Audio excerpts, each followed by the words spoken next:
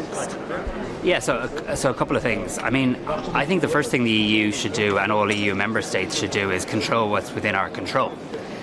So it's the job of governments and it's the job of the European Union to not just worry about what somebody else or some other government might do, but actually say, well, hang on, what can we do to protect our own economy?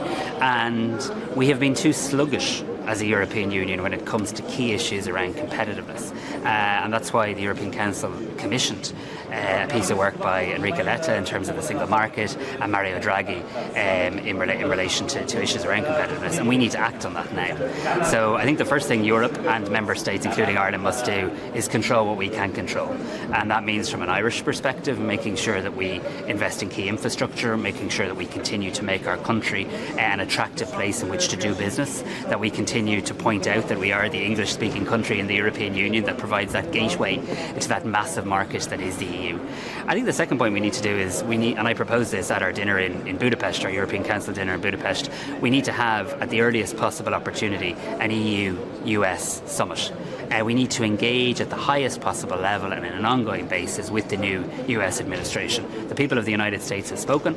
It's not for us to second guess them. They've made their decision. Their decision is clear. President Trump is going to be the President of the United States for the next 4 years. We need to engage. And we need to put structures in place to have that respectful, pragmatic engagement.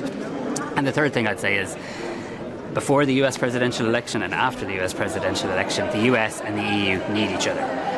When you strip away the rhetoric of campaigns or politicians on any side of the Atlantic, at the end of the day, the world needs the US and the EU talking together, working together. It needs it economically. I would hazard a guess that many of the people who voted for President Trump need us to continue to work together, because our own country, Ireland, is indeed creating jobs in every state of the United States. So President Trump, and I say this respectfully, is a businessman by background. I think his engagement in many ways will be transactional, and I think Europe needs to consider how we can make that case about the economic relationship being a two-way street. All right, thank you everyone. Thank you everyone. Thank you everyone. Just one question about Syria.